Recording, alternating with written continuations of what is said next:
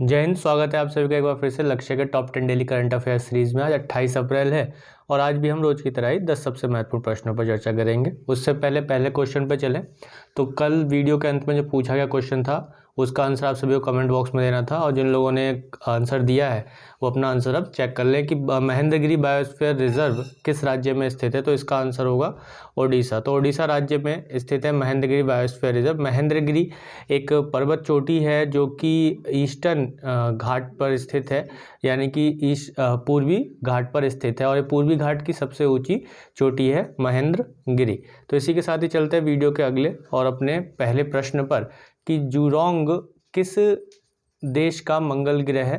किस देश का मंगल ग्रह के लिए पहला रोवर है। जुरोंग किस देश के मंगल ग्रह मिशन के लिए पहला रोवर है। तो ऑप्शंस हैं जापान, चीन, ताइवान या इनमें से कोई नहीं। तो इसका आंसर होगा चीन के लिए। तो अभी चीन ने हाल ही में घोषणा की है कि उसके पहले मंगल रोवर का नाम पारंपरिक अग्नि देवता के नाम जुरोंग पर रखा जाएगा, यानी कि जुरोंग जो है चीन में अग्नि देवता को कहा जाता है। वहाँ पे पारंपरिक रूप से जो है चीन में अग्नि देवता को क्या कहा जाता है, जुरोंग कहा जाता है। तो जुरोंग के नाम पर रखा गया, यानी कि अग्नि देवता के नाम पर इस रोवर का नाम जुरोंग रखा गया है। तो रोवर जो है ये चीन के तियानवेन एक मंगल मिशन का हिस्सा है। तियानवेन मंगल मिशन किस देश का मंगल मिशन है? चीन का मंगल मिशन है। इसी तरीके से तियानवेन-1 का उद्देश्य ग्रह का सर्वेक्षण करना, किस ग्रह का? मंगल ग्रह का सर्वेक्षण करना और भूवैज्ञानिक संरचना की जानकारी एकत्र करना है। इसके साथ ही मंगल का रोबोट या मंगल पर रोबोट रोवर उतारने वाला चीन दुनिया का तीसरा देश बन जाएगा। अगर चीन ने ये रोबोट उतार दिया, यानी कि जो एक रोवर है, रोबोट रोवर है और ये उतारने वाला चीन जो है दुनिया का तीसरा देश बन जाएगा। इससे पहले देखें तो रूस और संयुक्त राज्य अमेरिका ऐसे देश हैं जिन्होंने सफलतापूर्वक मंगल पर रोवर उतारा है।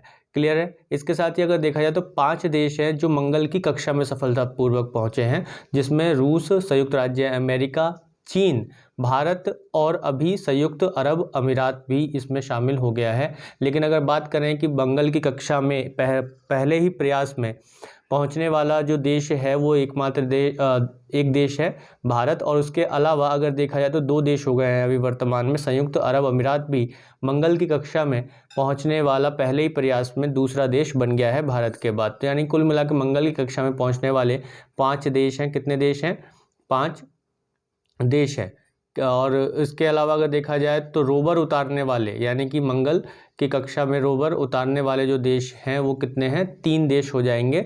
तीसरा देश चीन हो जाएगा भविष्य में, यदि उसने अपना रोवर उतार दिया तब। तो चीन ने 23 जुलाई 2020 को तियानवेन एक नाम से मंगल मिशन को शुरू किया था और ये एक लैंडर, ऑर्बिटर और रोवर इसमें शामिल है और ये चीन का पहला स्वतंत्र अंतर्ग्रहीय मिशन है, यानी कि किसी दूसरे ग्रह के लिए मिशन जो है ये चीन का पहला मिशन है। तो इसी के साथ चलते हैं वीडियो के अगले प्रश्न पर कि दुनिया का सबसे शक्तिशाली जलवायु परिवर्तन पूर्वानुमान सुपर कंप्यूटर किस देश में बनाया जाएगा। तो ऑप्शन है यूनाइटेड किंगडम, चीन, जापान, ऑस्ट्रेलिया। तो इसका आंसर होगा यूनाइटेड किंगडम। तो दुनिया का सबसे शक्तिशाली जलवायु परिवर्तन पूर्वानुमान सुपर कंप्यूटर माइक्रोसॉफ्ट और मैट ऑफिस द्वारा यूनाइटेड किंगडम में बनाया जाएगा और ये दुनिया के शीर्ष 25 सुपर कंप्यूटरों में से एक होगा, जिसके लिए वित्तीय सहायता जो है यूनाइटेड किंगडम द्वारा प्रदान की जा रही है इसके निर्माण में, इसके विकास के लिए। इसके साथ ही देखा जाए तो यह स्थानीय तूफान तथा जलवायु प्राकृतिक आपदाओं के विषय में जानकारी प्रदान करेगा। और इसके साथ ही जापान में अगर हम देखें तो इसी प्रकार का एक जलवायु को लेकर भविष्यवाणी करने वाला सुपर कंप्यूटर है फुकागू सुपर कंप्यूटर जो है वो जापान में सुनामी या बाढ़ जैसी जो स्थिति है उसके लिए भविष्यवाणी करता है। तो इसी के साथ ही देखा जाए तो जो यूनाइटेड किंगडम है ये इंग्लैंड, स्कॉटलैंड, वेल्स और नॉर्थ आयरलैंड यानी उत्तरी आयरलैंड देशों का समूह है और यह उत्तर पश्चिमी यूरोप में स्थित है। इसकी राजधानी लंदन में है और मुद्रा जो है पाउंड स्टर्लिंग है। बोरिस जॉनसन वर्तमान में यूनाइटेड किंगडम के वर्तमान प्रधानमंत्री हैं। तो इस जो यूनाइटेड किंगडम है तो उसमें कौन कौन से देश आते हैं? इंग्लैंड, स्कॉटलैंड, वेल्स और उत्तरी आयरलैंड। तो ये याद रखिएगा। चलते हैं वीडियो के अगले और एक और महत्वपूर्ण प्रश्न पर कि विश्व प्रतिरक्षण सप्ताह प्रतिवर्ष कब मनाया जाता है। अप्रैल का प्रथम सप्ताह, अप्रैल का अंतिम सप्ताह, मई का प्रथम सप्ताह या इनमें से कोई नहीं। तो इसका आंसर होगा अप्रैल का अंतिम सप्ताह, यानी कि ऑप्शन बी जो है वो बिल्कुल सही होगा। विश्व प्रतिरक्षण सप्ताह हर साल अप्रैल के अंतिम सप्ताह में मनाया जाता है और इसका उद्देश्य लोगों को बीमारी से बचाने के लिए टीके को बढ़ावा देना है, टीकाकरण को बढ़ावा देना है। और इस वर्ष विश्व प्रतिरक्षण या कहा जाए कि विश्व टीकाकरण सप्ताह का जो विषय है वो क्या रखा गया है, टीके हमें करीब लाते हैं। ये इसका विषय है, क्या है, टीके हमें करीब लाते हैं। तो भारत सरकार ने 2014 में टीकाकरण को कवरेज करने के लिए या टीका को कवर करने के लिए, टीकाकरण के कवरेज के लिए 2014 में मिशन इंद्रधनुष की शुरुआत की थी, जिसमें 2 साल से कम आयु के बच्चों को और माताओं को टीकाकरण की सुविधा दी जाती है। तो इसी के साथ ही चलते हैं वीडियो के अगले महत्वपूर्ण प्रश्न पर कि Stockholm International Peace Research Institute की हालिया रिपोर्ट के अनुसार 2020 में दुनिया का सबसे बड़ा सैन्य खर्च करने वाला देश कौन सा बना। तो ऑप्शन है भारत, चीन, संयुक्त राज्य अमेरिका या इनमें से कोई नहीं। तो इसका आंसर होगा संयुक्त राज्य America. United states of America जो है 2020 में दुनिया का सबसे बड़ा सैन्य खर्च करने वाला देश बना है। और ये रिपोर्ट किसने जारी की है, Stockholm International Peace Research Institute ने ये रिपोर्ट जारी की है। तो इसमें अगर शीर्ष 5 देशों को देखा जाए कि 5 टॉप देश कौन से हैं जिन्होंने 2020 में सैन्य खर्च किया है सबसे ज़्यादा, तो इसमें सबसे पहले तो यूएसए ही आ जाता है, अमेरिका आ जाता है, इसके बाद दूसरे स्थान पर चीन है और तीसरे स्थान पर भारत है। यानी कहा जाए तो विश्व में तीसरा सबसे ज़्यादा खर्च करने वाला, सेना पर खर्च करने वाला जो देश है वो भारत है, उसके बाद रूस, फिर उसके बाद 5वां देश आता है यूनाइटेड किंगडम। तो वैश्विक सैन्य व्यय में इन 5 देशों का हिस्सा जो है 62% है।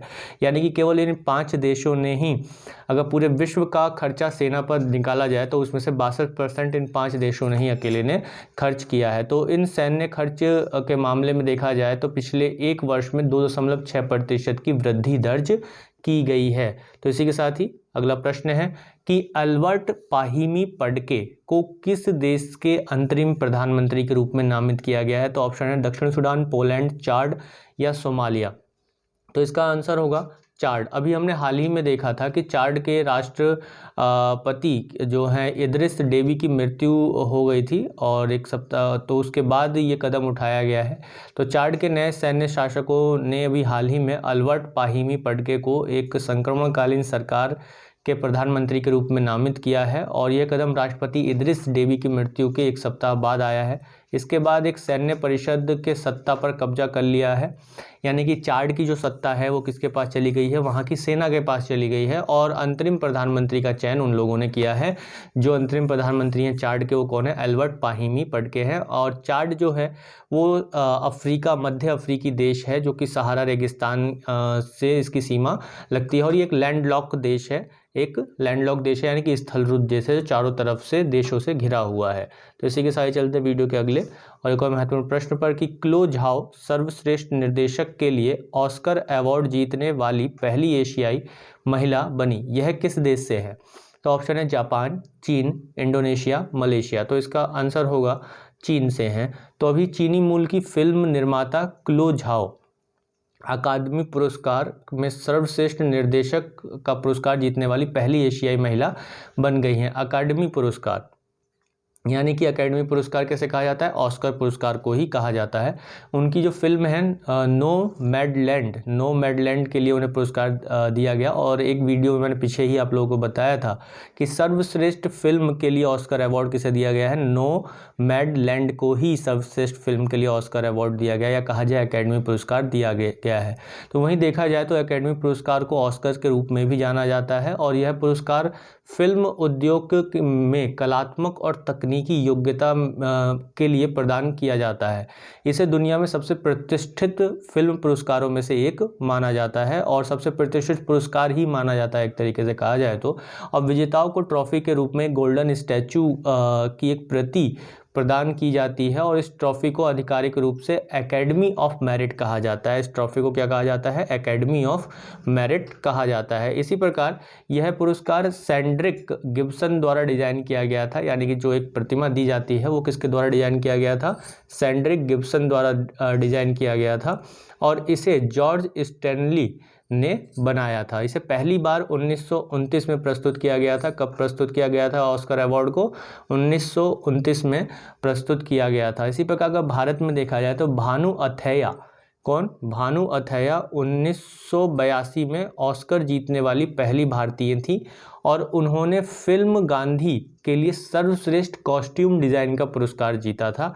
यानी कि एक फिल्म आई थी वो गांधी नाम से उस 1980s में, तो उस दौरान भानु अथैया को उसमें कॉस्ट्यूम डिज़ाइन के लिए पुरस्कार दिया गया था ऑस्कर के लिए। इसके साथ ही 2021 तक अगर देखा जाए तो 13 भारतीयों को ऑस्कर के लिए नामित किया जा चुका है और 8 इनमें से 8 ने वैज्ञानिक और तकनीकी श्रेणी में जीत हासिल की है। तो इसी के साथ ही चलते हैं वीडियो के अगले और एक और महत्वपूर्ण प्रश्न पर कि स्वामित्व ई संपत्ति कार्ड का वितरण किसके द्वारा किया गया? तो ऑप्शन है प्रधानमंत्री नरेंद्र मोदी, कृषि मंत्री नरेंद्र तोमर, वित्त मंत्री निर्मला सीतारमण या इनमें से कोई नहीं। तो इसका आंसर होगा प्रधानमंत्री नरेंद्र मोदी। तो प्रधानमंत्री नरेंद्र मोदी ने स्वामित्व योजना के तहत ई संपत्ति कार्ड के वितरण की शुरुआत की है और ये राष्ट्रीय पंचायती राज दिवस समारोह के अवसर पर यह कार्ड वितरित किया गया है। तो राष्ट्रीय पंचायती राज दिवस कब मनाया जाता है? 24 अप्रैल को प्रतिवर्ष जो है मनाया जाता है राष्ट्रीय पंचायती राज दिवस। क्यों मनाया जाता है? क्योंकि इस दिन जो है पंचायती राज अधिनियम को लागू किया गया था। यह कहा जाए कि 24 अप्रैल को राष्ट्रपति जी ने 73वें संविधान संशोधन विधेयक पर हस्ताक्षर कर दिए थे जो 1992 में आया था, 1992 में आया था, जिसके द्वारा संवैधानिक रूप से पंचायतों को दर्जा प्रदान किया गया था या संवैधानिक दर्जा प्रदान किया गया था। इसके साथ ही देखा जाए तो स्वामित्व योजना 2020 में शुरू की गई थी और इसमें राष्ट्रीय पंचायती राज दिवस के अवसर पर ही शुरू की गई थी। और स्वामित्व का अर्थ यहाँ पे अगर इसका फुल फॉर्म देखा जाए तो survey of villages and mapping with improvised technology in village areas इसका फुल फॉर्म है। इसी के साथ ही हम देखें तो इस योजना का उद्देश्य ग्रामीण भारत के लिए एक एकीकृत संपत्ति का सत्यापन का समाधान प्रदान करना है और इसके साथ ही इस योजना के तहत मैपिंग को 2020 और 2024 के बीच चरणबद्ध तरीके से पूरा करना है।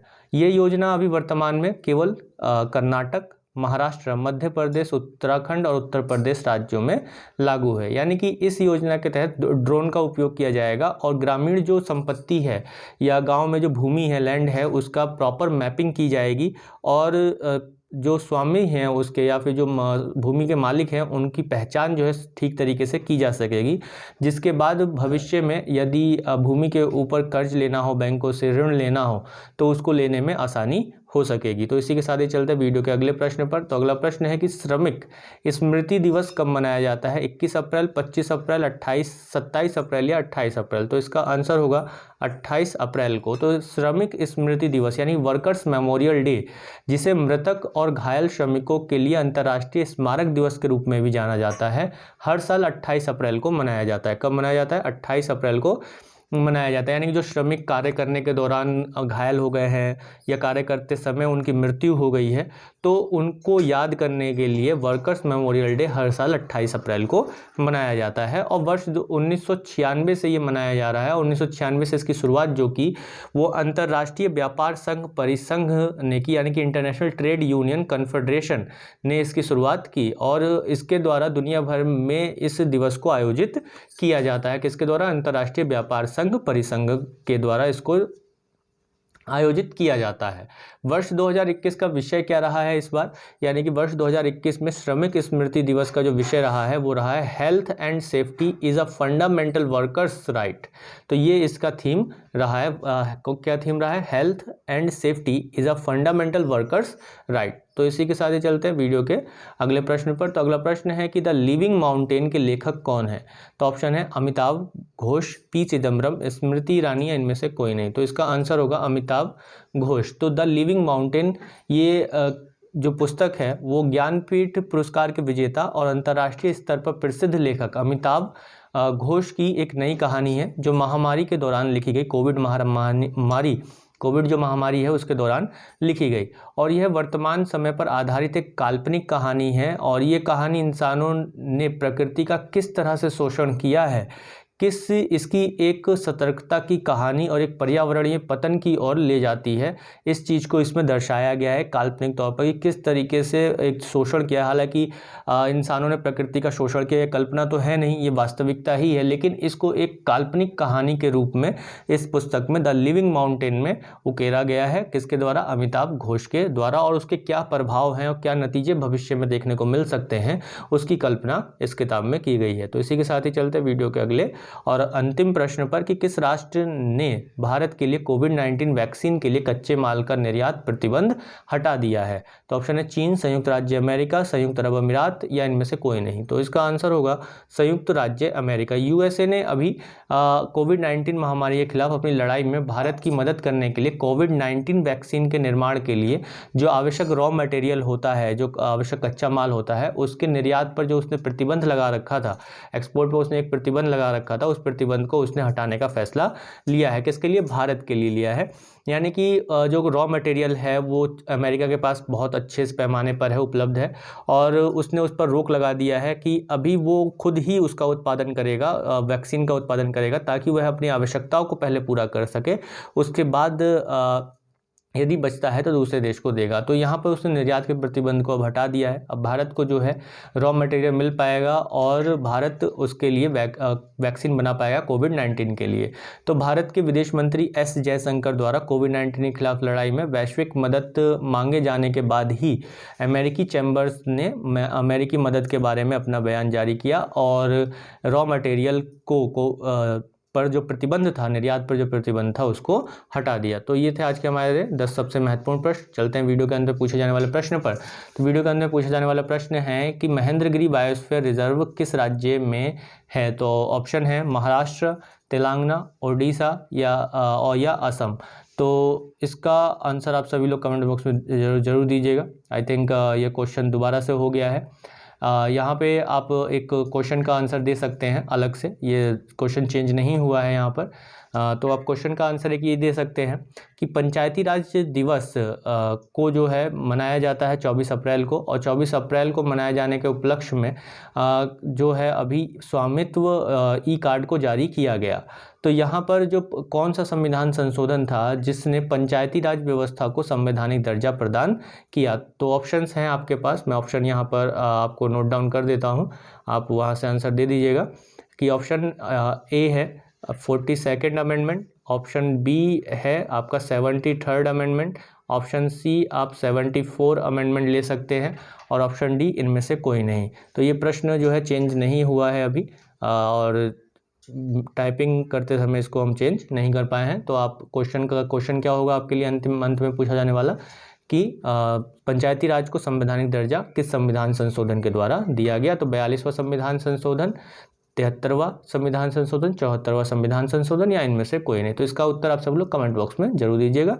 वीडियो को अंत तक देखने के लिए बहुत बहुत धन्यवाद। जय हिंद।